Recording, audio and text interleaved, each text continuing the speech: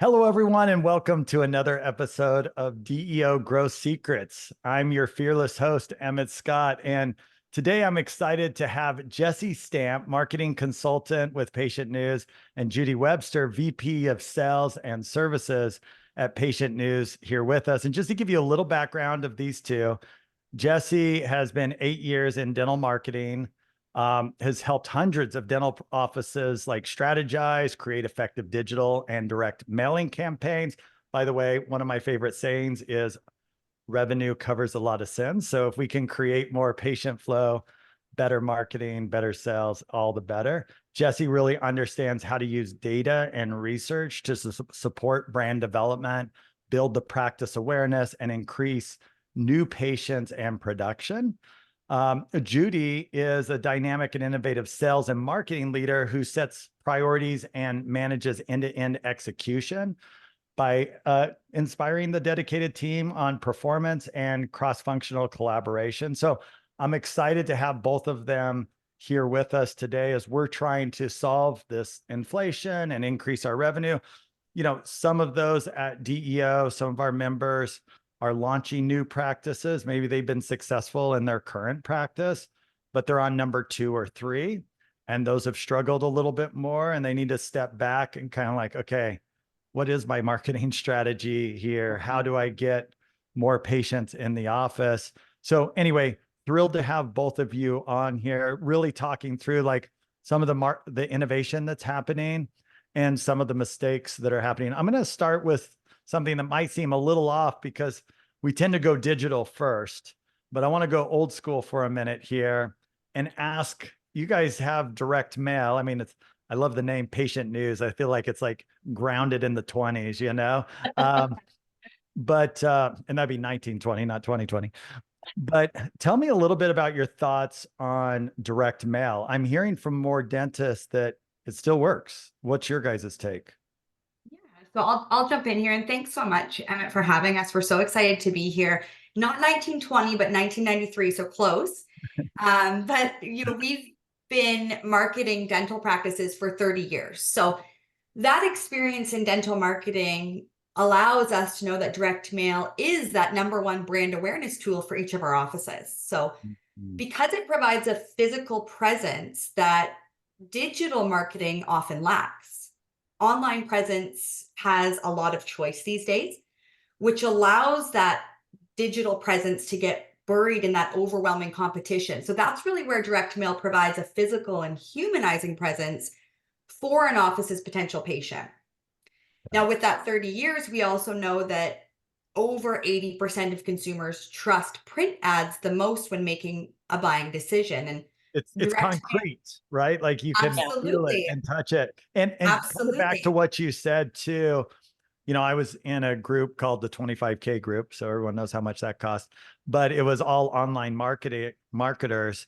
And one of the things they said, very much aligned with you, is it's interesting as we've gone digital, the mailbox has gotten a little more empty and less crowded. And so now if we kind of zag over to that, we put ourselves in front of people in a way that, you know, isn't as crowded as it used to be. Absolutely. Mhm. Absolutely. It's really the only way to reach 100% of the marketplace, but it also drives activity online for more information. So Mhm. just like you said, with the reduction of transactional mail, direct mail becomes very visible, which ultimately gets those practices results. And it's the only proactive means that triggers interest before that search as well. So it also helps keep the eyes off the competition and on the dental practice that really wants to attract that larger market share. Well, and the importance of branding, right? So it's fun how the brain works when you really get into marketing. If I'm in their mailbox and then I show up on the digital side, it kind of gives this impression of like, oh wow, these guys are successful. Oh wow, they're everywhere. They're really involved in our community, right? And then if I've done any of those little ancillary things with the school or whatnot, it just builds on itself, right? Those Absolutely. different pieces. Yeah. It's all part of that patient journey, we call it. So kind of like you touched base in the beginning as well, each phase of that journey has its own growth aspect, but they all intertwine together and each of them are important to be successful within the next campaign as well. I always say marketing is food, not medicine. So it needs to happen for the length of time that you decide to practice in that area, for sure. The length of time you decide you want to live, right? Yeah. Yeah. Yeah. Um, Now, this might be outside. I don't know if you manage this level of detail, but I am curious, are there any tips or tricks on direct mail when I look at like the actual ad itself?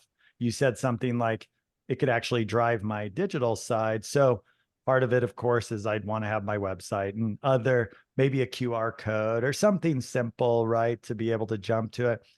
Is there anything Absolutely. else you would throw in there that makes sense on direct mail?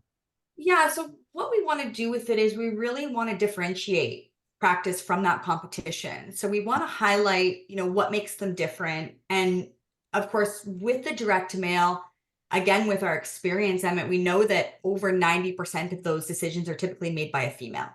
So we're trying to drive her to either pick up the phone and call based on the information we provided, which is, only 2 pages. So we need to be to the point, but again, drive them online to potentially find out a little bit more and then call from there as well. Mhm. So we want to, again, include a little bit about the practice on the front, maybe have some offer strategies. And then on the back, we want to have that QR code potentially to their website, a little bit about the dentist, and then, of course, some great reviews as well. Okay, now we're going digital. Everyone's going to go to the website. They're going to go to the Mhm. Google Maps that will lead them to the website, whatever that might be, right?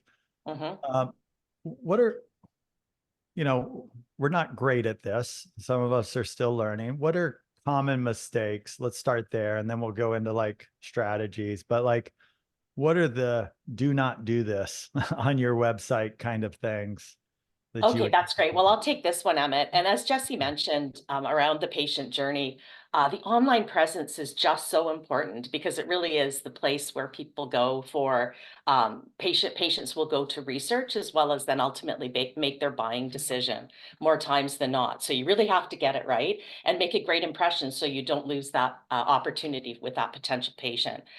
You want to make sure that your website is polished and professional, really easy to navigate, and really highlighting what makes you unique and provide like a welcoming presence so that people feel confident in, clicking through to book an appointment or through to make a phone call I and what mean, we have don't you. think about it, but we're kind of intimidating. Like we're a clinician, right? Like we're a doctor. And so It can be, it can be. And we yeah, want to make it's the sure white when they put the overcoat. pictures on the website as well as on their newsletter that they look friendly and approachable, as does the team. So again, really important that it is personalized. You can see the doctor. They're not looking scary. They're looking friendly and approachable as well as the staff. And so, as a business owner, you really want to stay on top of that and not have that slip through the cracks because you can spend money on marketing in a lot of different areas, but if you don't make that connection when they're coming to the website, it could be a real make or break. So you asked me for the top mistakes. I have a lot, I have 9 of them, so I'm going to maybe look over every now and then and to make sure I don't Okay. forget anything. But not having an attention to detail, stuff happens with digital and it could be set up perfectly and then something happens and a link gets broken and you don't know that that link is broken and you're frustrating somebody that's coming to visit your Right. website. So you And need they to, also wonder if like, are you still open? yeah, what's Like, going on here? is this how you run your practice? Yeah, Yeah, no, totally. exactly. Everything is about the impression. So you just want to make sure that, you're checking to make sure that things are all functioning as they should, or that you have a solid partner that's doing that for you on a regular basis. And then how it's laid out, yourself, if you go somewhere and it's just so text rich and it just looks like so much, people's attention span is pretty short. So you want to get to the point, you want to have that flow, the white space, but not too many colors and too much busyness so that you don't lose somebody in that. No spelling mistakes, as with And, every and we're not going to read a ton, right? no, So no, you you're got to be not. careful on the narrative. 100%, 100%. And that is a bit of a challenge in that, when you get to the point of doing SEO, you want to make sure that your website is SEO rich with keywords and what have you. And it's a Right. fine balance with the amount of content on it, but still being able to show up and when Google's crawling the website. The next one is most people will actually go and look on their cell phones. So they're going to be using their Right. mobile. So you Mobile can friendly. look beautiful on the desktop, but then you go to the cell phone and it's not presenting the website in a really user-friendly way, which will really frustrate that user experience. And knowing that the majority of searches are done from a mobile, you just definitely need to make sure that it looks visually great and it's a really smooth experience there too. The And mobile's again, almost more important than like if I'm sitting almost, on my yeah, couch, I'm not going to be like, let me I'm run not over getting to up. my computer to look up a dentist, like, right? Yeah. No, no, I'm not getting up. I do everything on my mobile. So if it's a frustrating experience, I may have to get up and use my desktop to do it, but I don't like that. I'd rather be able Right. to see it right through on my mobile. Well, I'm actually just going to another website. I'm going to go to another Yeah, something dentist that's site, easier. right? Yeah. Yeah. Yeah, because really people don't have a lot of patience nowadays, right? Yeah. They're very busy.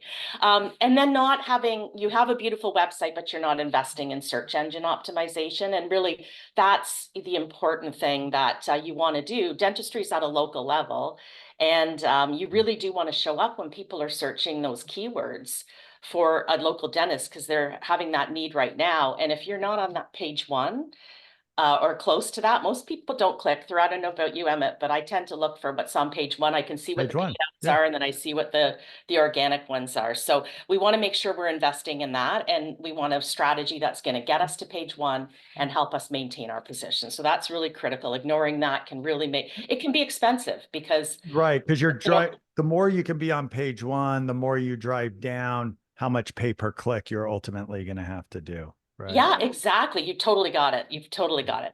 And then that kind of really segues really nicely into kind of neglecting the opportunity of doing paid ads. And you had mentioned that you work with startups as well as established practices. And when you're first launching a website, you don't really have any SEO credibility at all. And that's Right. where paid ads is really a great opportunity to get out there when people are searching Mhm. and get you on that first page, and having a partner that's really savvy about creating that great paid ad experience.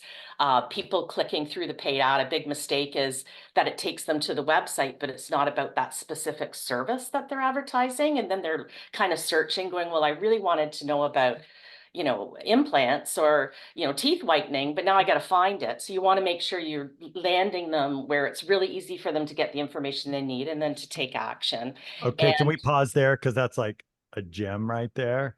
So if I'm searching, I'll give an example to our listeners. If I'm searching for boat insurance and Geico comes up or whoever, mm, and I click on there because I'm like, and they go, hey, we can provide you great boat insurance or whatever. So I click on it and it takes me to their homepage. Now I'm searching through to find out the whole boat insurance thing. And that's what I actually initially wanted. And if that's not easy or I can't quickly fill out the form on that, then I'm jumping back out and I'm clicking on the next one, right? So now I'm just spending people's pay-per-click money. But yeah. the best, right? We'll say, okay, we're going to run this ad on boat insurance. Let me bring this over to dental. We're going to run it on implants. We're going to run it on crowns, veneers, whatever it might be. The landing page that they go to needs to take them right to what that ad was about. If you're just kind of frankly lazy, putting it right on your homepage, it's fine, but now they've got to go hunt and say, okay, I came here for implants. Do they do implants? Oh, look, there it is. Let me go into that. Right now, how do I book an appointment for that? I mean, clearly, if someone's done the search, they've clicked on there. You want to make this like book your implants Just now, like that. right? Like, it's Exactly. You done. want to get them Yeah. the information, build their confidence, and then have them take action, which is going to be clicking to call, filling out a form, whatever the call to action is. And so, and then having that paid strategy alongside the SEO strategy. Initially, you'd be spending more on paid ads as you're building up your SEO. But really, the secret is invest in your SEO, driving that organic search. Then you can start pulling back on the Pulling paid back. ads. Yeah. And that's a really great strategy because it's easy to just keep increasing your paid ad budget, and it does a beautiful job of driving patients. But for a long-term view, I would totally recommend looking into Do the you guys SEO. help? I mean, there's a science to both the SEO side, which clearly it sounds like you all help with. Do Mhm. you also help when I'm like trying to figure out what words to choose, right? Because I'm Absolutely. Yeah. okay, because I want inexpensive words, but high value words, right? By the way, I drove by and I saw a dentist literally named their practice Dentist Near Me, which I thought, hey, it's brilliant. Like there can only be so many of those, but they're really trying to use that That's SEO component, that's right? kind of Yeah. cheeky, but I kind of respect it too. Yeah, So exactly. That Definitely keyword like would a not be, marketing first. that keyword would not be cheap. No, no, There'd no, be exactly. a Yeah. lot not at of all. competition But to that. yeah, for sure. Sorry, Jesse. No. But also what you want to do though is, just to kind of play on that, you do want to have keywords. You want to keep your cost per click down, and it's Mhm. really, we need to make sure that happens. But we'll do the research and we can clearly see what people are searching. So it's great to be on page one for a keyword, but if nobody's searching for it, then it's not putting the Right. patients in the seat. So it is that you've got to really make sure you're focusing. And usually in most areas, it's 5 keywords, 5 top keywords that drive the majority of searches and click-throughs and action. And so really getting on those top 5 as a long-term strategy is critical. And then you can have secondary keywords around your services that will not necessarily be as pricey, but that, keeps you relevant for the different services as well. So a good strategy is important, and working with someone that knows their stuff. Judy, Really if I important. can pause you here, this is so good. This is like rich stuff. Um, one of the things we teach at DEO is how to get very clear on your patient avatar. Okay. Like who is the customer? And dentists hate this, but I say, please don't tell me that your avatar is we do bread and butter dentistry Mhm. because it's so expensive to take that approach. Right. So the more specific we can be of like, hey, I'm looking for, women between the age of 35 and 55 who have these type of issues, which by the way, all of us can just look in our practice management software and say, who are we naturally already servicing, right? Who's really coming into the office right now? Or if I'm pediatric, let me get clear on that. Now my keywords are more relevant. They'll align, by the way, with the procedures that I'm going to do. See, this is about like not wasting money on every step. I'm going to have a landing page that ties into the patient avatar and the keyword that I want to see. And now my treatment coordination, everything just kind of flows, right? So sometimes I feel like dentists will say, man, I just need a marketing company. Boom, I'm done. And really sitting down and having this much more strategic, thoughtful approach and have everything be very congruent. I think those of us who like Apple, we like the congruency of things and how they just flow together.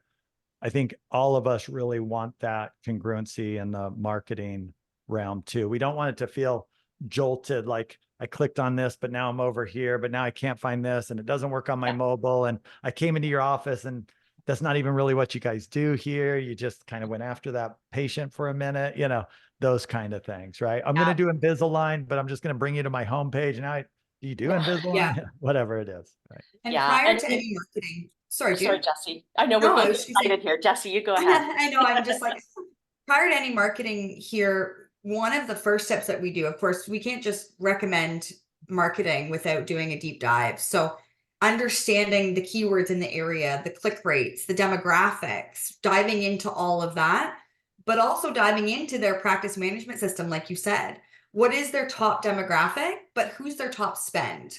Mm, Where are they located based on production spent in the last year or two? Is there a correlation of high value patients within a specific area or walk route that we can target to attract more? mm, So yeah, it's all based on science and right, and right. having that data prior. I always say, I can't expect you to tell me what's wrong with my mouth over the phone without doing an x-ray.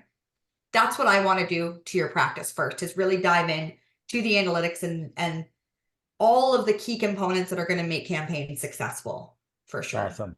Yeah, it's Yeah, awesome. that's for sure, Jesse. I always say there's an art and a science to marketing. Yeah, You need to Mhm. have both. You need to yeah. have both for Yeah. sure. Okay, I'll go to the next one is a slow loading website. You've been there, you go in and it's just the circle, we call it the circle of death, or it is hard to find the buttons, hard to navigate, no really, easily Does that visible does that call to happen action. just because I I've loaded too many graphics. I haven't really designed it well. It's And really about the website design, Emmett.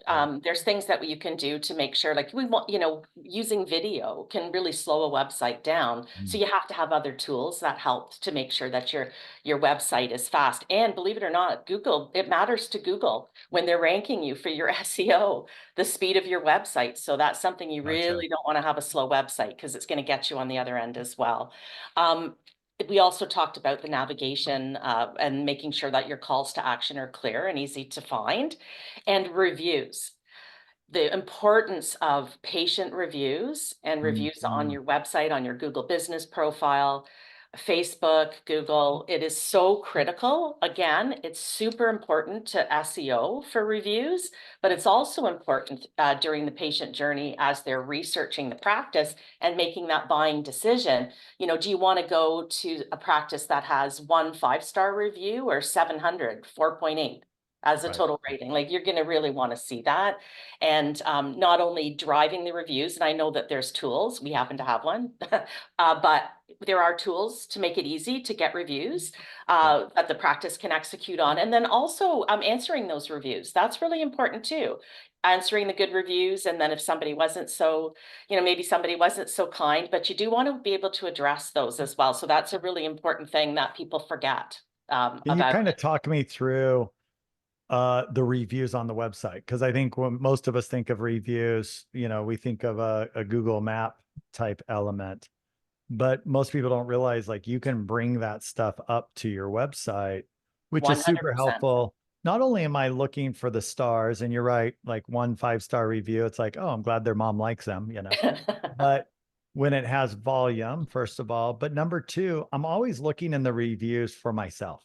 That's really what I'm looking for. Mhm. Oh, look, there's somebody whose kid hit their tooth too, and the doctor was really good with it. Okay, yeah, that's what I was looking for, right? So, or you're looking for the emotional piece, like staff was really kind, doctor took the time to answer my questions. Like we're all emotionally doing this vetting process.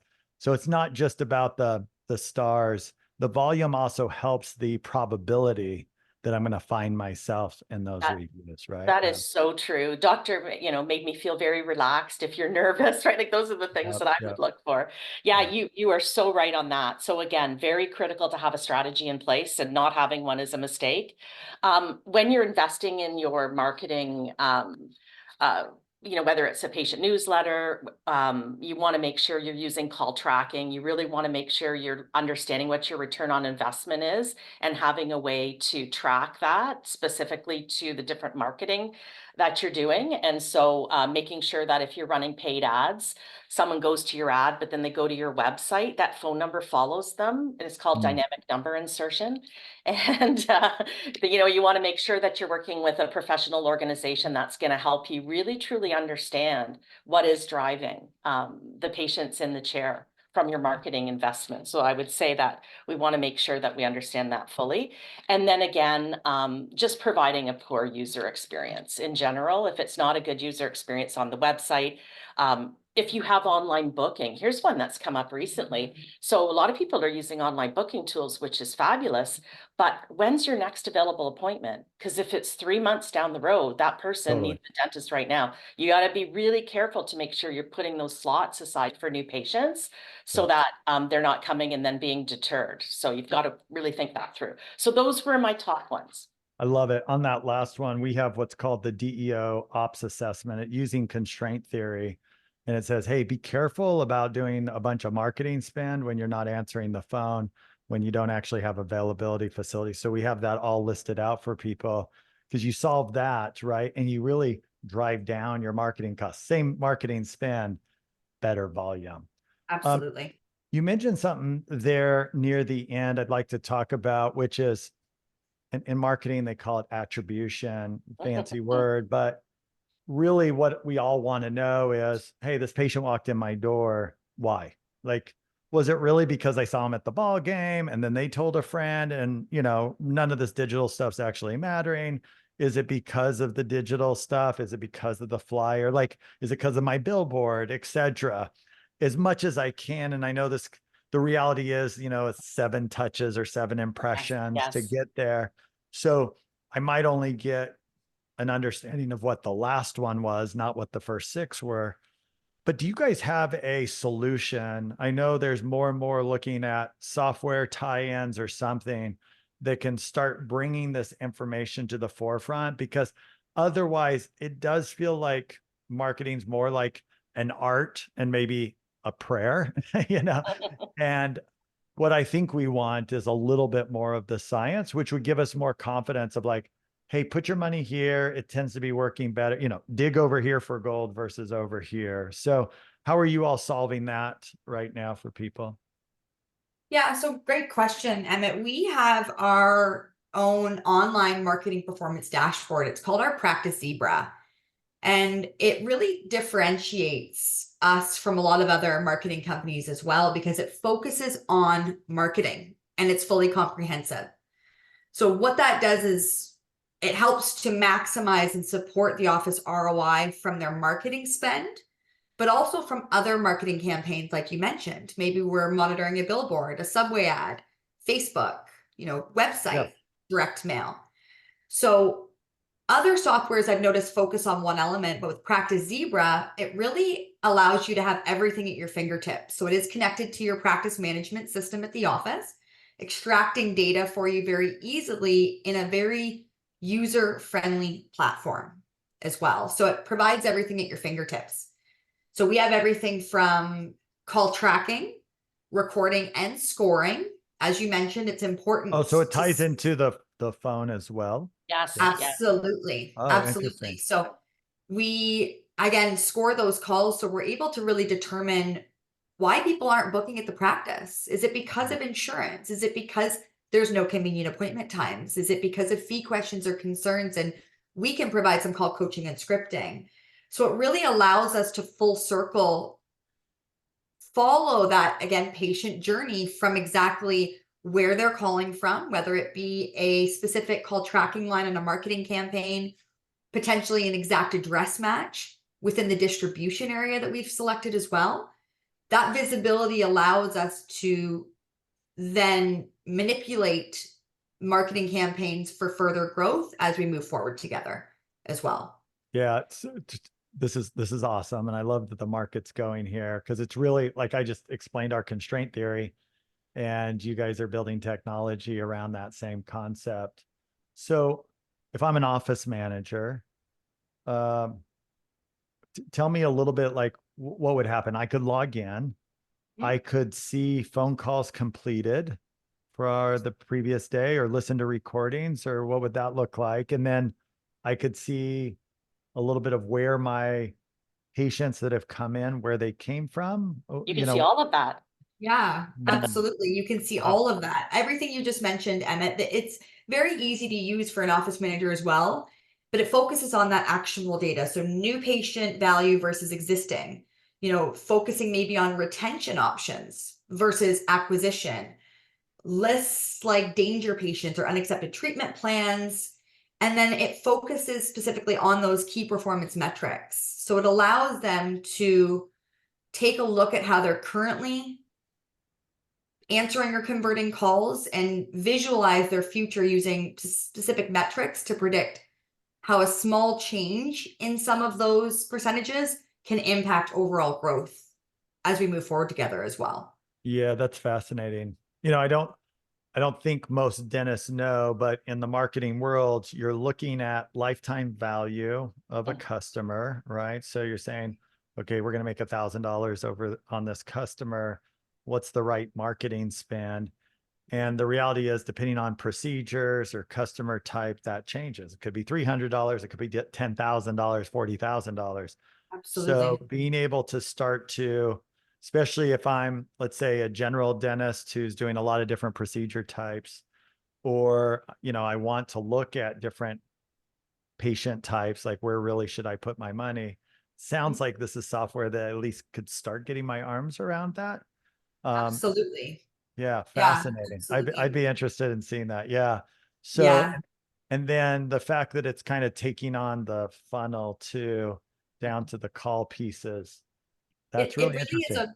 it really is a one-stop shop. I mean, not only are we monitoring existing patient data from, again, that PMS connection and new patient data, we're monitoring their marketing ROI. As I mentioned, we're also taking into consideration their call answer and conversion rate with that scoring.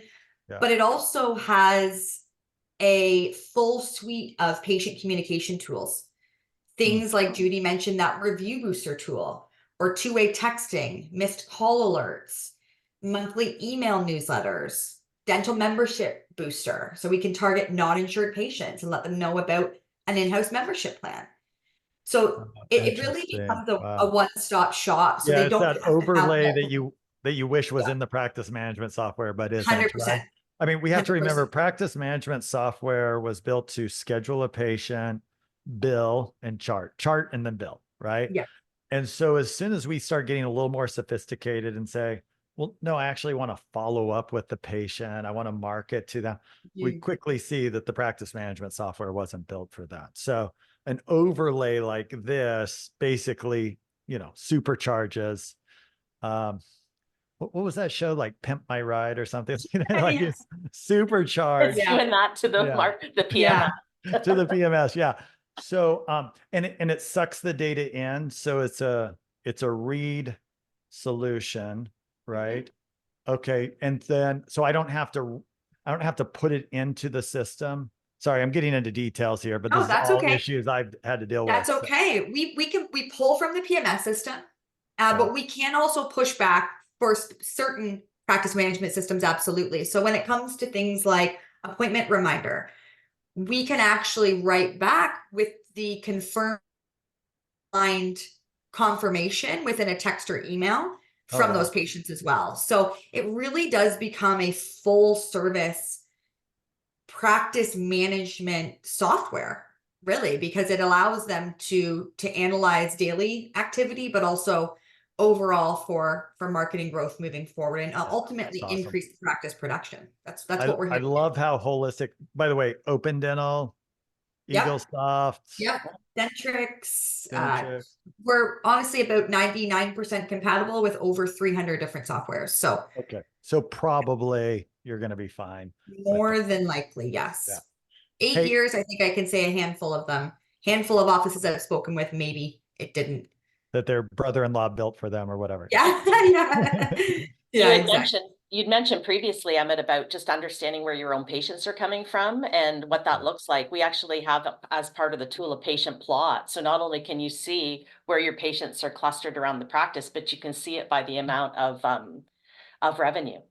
Oh, you can plot this like on a Google map type Oh feel? no, Like, it's right in there for you. You just click on it and it's all wow. there, and you Oh, I can can look at see it by how much they visually. spend. Yeah, it's Yeah. really, Well, really then good and really that helps allows with me to making target my decisions. direct mail too, right? Because it's Yeah, and almost you like, did digital ads too. Your digital ads, you got to do some oh, geo-targeting there. So it's based on Yeah. the IP address, I can say, hey, this area tends to be, yeah, that's the awesome. ideal patient. Yeah. Yeah. Yeah, that's Percentage of awesome. actual patients coming from each zip code as well. So, if we already have 95% of the market share in zip code 22608, then, let's expand out of there as well. But of course, we want to take a look at their core area and then start to test niche markets with it outside of that as we develop and grow together, for sure. Yeah, it's almost the power of like door-to-door sales when they come and say, hey, your neighbor just signed up for this. Are you Mhm. interested? Right? Like you can almost be like, your neighbor comes to us. Yeah, Well, why don't you? speaking of that, Emmett, sorry to cut you off there. One of the things with our direct mail that actually is super unique that I know our clients absolutely love is you actually, if you marketed with us with our direct mail, your neighbor couldn't. So the area that you select to market into actually becomes exclusive for your practice. Oh, So there is gotcha. no competition there because it does work so well. We don't want our offices to compete against each other, and ultimately we don't want to compete against ourselves. We're here to help our practices to stand out and grow. So get with patient news, get exclusivity before Yeah, someone else Exclusivity. does. Yes. Who doesn't want it? absolutely. Absolutely. Awesome. Well, you guys have been a total pleasure, super valuable too. I think those who know a lot about marketing learn something, or at least kind of reinvigorated like where their focus needs to be.